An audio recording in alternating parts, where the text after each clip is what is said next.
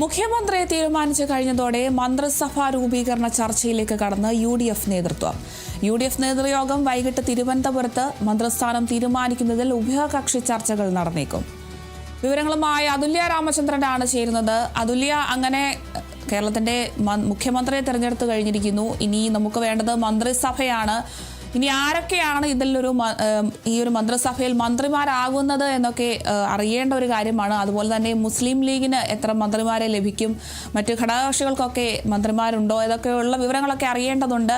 ഇനി ആരൊക്കെ ആയിരിക്കും വി.ഡി. സതീശന്റെ മന്ത്രിസഭയിലെ മന്ത്രിമാർ? അരുണിമ, ഇതിപ്പോൾ 11 ദിവസം നീണ്ട ചർച്ചകൾക്കൊടുവിലാണ് മുഖ്യമന്ത്രി ആര് എന്നതിലൊരു തീരുമാനം വന്നിരിക്കുന്നത്. ഇനിയിപ്പോൾ മന്ത്രി ചർച്ചകളിലേക്കാണ് യു.ഡി.എഫ് കടക്കുന്നത്. അത് ഇതിലും വലിയ കീറാമുട്ടിയാകുമോ, അല്ലെങ്കിൽ മുഖ്യമന്ത്രി ചർച്ചകളേക്കാൾ വലിയ ചർച്ചകളിലേക്ക് മന്ത്രി ചർച്ചകൾ പോകുമോ എന്നുള്ളതാണ് ഇനി അറിയാനുള്ളത്. പക്ഷേ സമയം എന്ന് പറയുന്നത് വളരെ കുറച്ച് മാത്രമാണ് ഇനി കയ്യിലുള്ളത്. 18-ാം തീയതി, അതായത് തിങ്കളാഴ്ചയാണ് ഈ പുതിയ മന്ത്രിസഭയുടെ 21 മന്ത്രിമാരുള്ള പൂർണ്ണ മന്ത്രിസഭയുടെ സത്യപ്രതിജ്ഞാ ചടങ്ങ് നിശ്ചയിച്ചിരിക്കുന്നത്. അതിന് മുൻപായി എല്ലാ ഘടകകക്ഷികൾക്കും വീതം വെച്ചുകൊണ്ട്, അതുപോലെ തന്നെ എല്ലാ സാമുദായിക സമവാക്യങ്ങളെയും തൃപ്തിപ്പെടുത്തിക്കൊണ്ടുള്ള ഒരു വീതം വെപ്പ് ഈ മന്ത്രിമാരെ തീരുമാനിക്കുന്നതിൽ യു.ഡി.എഫിന് നടത്തേണ്ടതുണ്ട്. അതുതന്നെയാണ് യു.ഡി.എഫിനെ സംബന്ധിച്ചിടത്തോളം ഏറ്റവും വലിയ പ്രതിസന്ധിയും. നിലവിൽ ഇപ്പോൾ തന്നെ പല ഘടകകക്ഷികളും നേരത്തെ തന്നെ ഇന്നലെയോടുകൂടി തന്നെ യോഗങ്ങൾ ചേർന്നിരുന്നു. അതായത് മന്ത്രിസ്ഥാനം എത്ര രീതിയിൽ മന്ത്രിസ്ഥാനം ആവശ്യപ്പെടണം, അല്ലെങ്കിൽ മന്ത്രിസഭയിലെ പങ്കാളിത്തം ഏത് രീതിയിൽ ആവശ്യപ്പെടണം എന്നതെല്ലാം തീരുമാനിക്കാനായി വിവിധ ഘടകകക്ഷികൾ ഇന്നലെ തന്നെ യോഗം ചേർന്നിരുന്നു. അപ്പോൾ ഘടകകക്ഷികളുടെ ആവശ്യങ്ങളെ തൃപ്തിപ്പെടുത്തണം, അതുപോലെ തന്നെ സാമുദായിക സമവാക്യങ്ങളെ തൃപ്തിപ്പെടുത്തണം. ഈ രീതിയിൽ 21 മന്ത്രിമാർ എന്നുള്ള, അല്ലെങ്കിൽ 21 മന്ത്രിസ്ഥാനങ്ങൾ എങ്ങനെ വീതം വയ്ക്കും എന്നുള്ളതാണ് കണ്ടറിയേണ്ടത്. എന്തായാലും മുസ്ലിം ലീഗ് നേരത്തെ തന്നെ 5 അല്ലെങ്കിൽ 4 മന്ത്രിസ്ഥാനങ്ങൾ എന്നുള്ളൊരു ആവശ്യം മുന്നോട്ട് വെച്ചിട്ടുണ്ട്. 4 മന്ത്രിസ്ഥാനം ലഭിക്കും എന്നതാണ് പ്രതീക്ഷ. എങ്കിലും 5 മന്ത്രിമാരെ ലഭിച്ചേക്കും എന്നുള്ളൊരു പ്രതീക്ഷയും, അല്ലെങ്കിൽ അത്തരത്തിലൊരു പ്രതീക്ഷയും നിലനിൽക്കുന്നുണ്ട്. 5 MLA-മാർക്ക് 1 മന്ത്രി എന്നുള്ളൊരു ഫോർമുലയാണ് ഇപ്പോൾ കോൺഗ്രസ് മുന്നോട്ട് വെച്ചിരിക്കുന്നത്. അതായത് ഓരോ ഘടകകക്ഷികളിൽ നിന്നും ജയിച്ചിരിക്കുന്ന MLA-മാരുടെ കണക്ക് എടുത്തുകൊണ്ട് ജയിച്ചിരിക്കുന്ന MLA-മാരിൽ 5 MLA-മാരിൽ നിന്ന് 1 മന്ത്രി, അങ്ങനെ നോക്കുകയാണെങ്കിൽ മുസ്ലിം ലീഗിനെ സംബന്ധിച്ചിടത്തോളം 22 സീറ്റുകളാണ് ഉള്ളത്. 5 MLA-മാർക്ക് 1 മന്ത്രി എന്ന ഫോർമുല നടപ്പിലാക്കുകയാണെങ്കിൽ 4 മന്ത്രിസ്ഥാനമാണ് മുസ്ലിം ലീഗിന് ലഭിക്കുക. എങ്കിൽ അങ്ങനെയാണെങ്കിൽ അവർ 4 മന്ത്രി സ്ഥാനവും അതോടൊപ്പം ചീഫ് വിപ്പോ അല്ലെങ്കിൽ ഒരു ഡെപ്യൂട്ടി സ്പീക്കറോ സ്ഥാനം കൂടി ആവശ്യപ്പെടാനാണ് ലീഗിൻ്റെ തീരുമാനം. കുഞ്ഞാലിക്കുട്ടിയാണ് 1 മന്ത്രി എന്നുള്ളത് നേരത്തെ ഉറപ്പിച്ചതാണ്.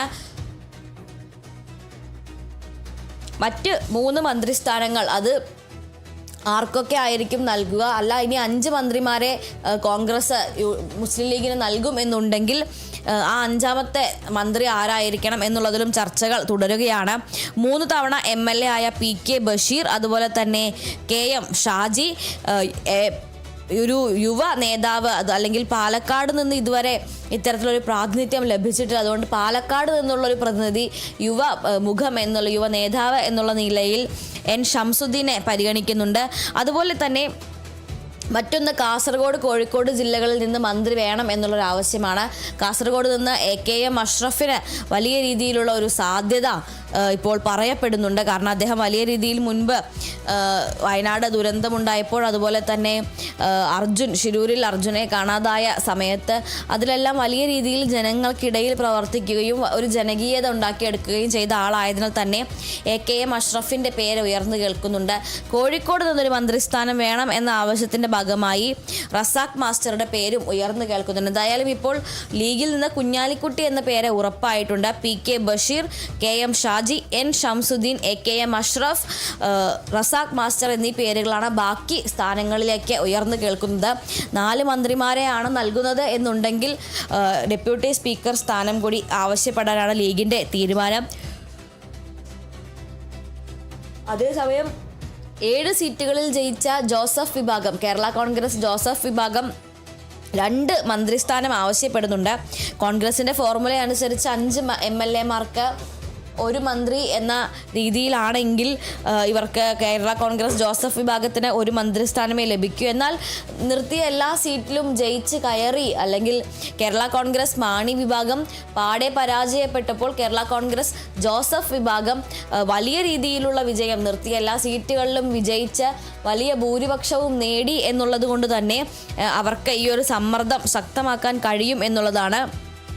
2 മന്ത്രിസ്ഥാനം എന്നുള്ളൊരു ആവശ്യമാണ് ജോസഫ് വിഭാഗം മുന്നോട്ട് വച്ചിരിക്കുന്നത്. എന്നാൽ 1 മാത്രമേ നൽകൂ എന്ന് തന്നെയാണ് സൂചന.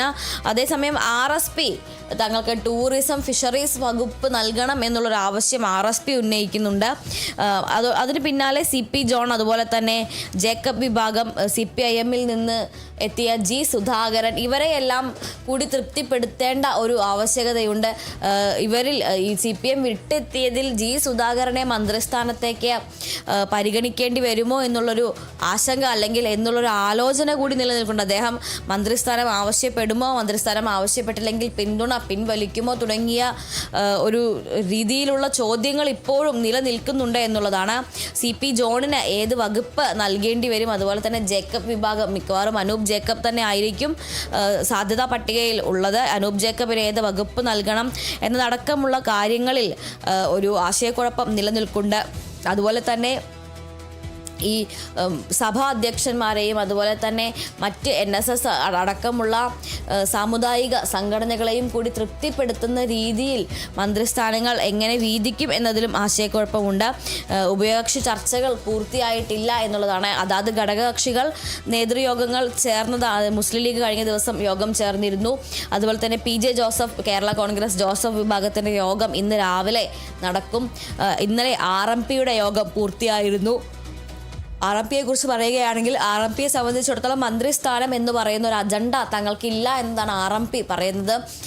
ഒരു ബദൽ ഇടതുപക്ഷം എന്നുള്ള ലക്ഷ്യത്തോടു കൂടിയാണ് UDF-നൊപ്പം നിന്ന് മത്സരിച്ചത്. അതല്ലാതെ മന്ത്രിസഭയിൽ UDF-ൻ്റെ ഭാഗമാകാൻ തങ്ങൾക്ക് കഴിയില്ല, ഭരണത്തിൽ UDF-ൻ്റെ ഭാഗമാകാൻ തങ്ങൾക്ക് കഴിയില്ല. CPM-ൻ്റെ ദുർഭരണം അവസാനിപ്പിക്കണം എന്നുള്ള ഒരേയൊരു ലക്ഷ്യം മാത്രമേ തങ്ങൾക്ക് ഉണ്ടായിരുന്നുള്ളൂ. ഒരു ബദൽ ഇടതുപക്ഷം കൊണ്ടുവരിക എന്നതാണ് തങ്ങളുടെ ലക്ഷ്യം. അതുകൊണ്ട് തന്നെ മന്ത്രിസ്ഥാനത്തെക്കുറിച്ച് ഇപ്പോൾ ആലോചിക്കുന്നില്ല, മന്ത്രിസ്ഥാനം എന്ന് പറയുന്ന അജണ്ടയിലില്ല എന്ന് RMP ഇന്നലെ ചേർന്ന യോഗത്തിൽ വ്യക്തമാക്കി കഴിഞ്ഞു. അപ്പോൾ എന്തായാലും RMP എന്ന് പറയുന്ന ഘടകകക്ഷിയുടെ കാര്യത്തിൽ മന്ത്രിസ്ഥാനത്തെക്കുറിച്ച് ആലോചിച്ചിനി ഒരു ടെൻഷൻ അടിക്കേണ്ട ആവശ്യമില്ല. മറ്റ് ഘടകകക്ഷികളുടെ കാര്യമാണ് ഇനി അറിയാനുള്ളത്. PJ ജോസഫ് വിഭാഗത്തിൻ്റെ യോഗം ഇന്ന് ചേരും. മുസ്ലിം ലീഗിൻ്റെ 2 തവണ യോഗങ്ങൾ ഇന്നലെയും മുന്നേയുമായി നടന്നു കഴിഞ്ഞതാണ്.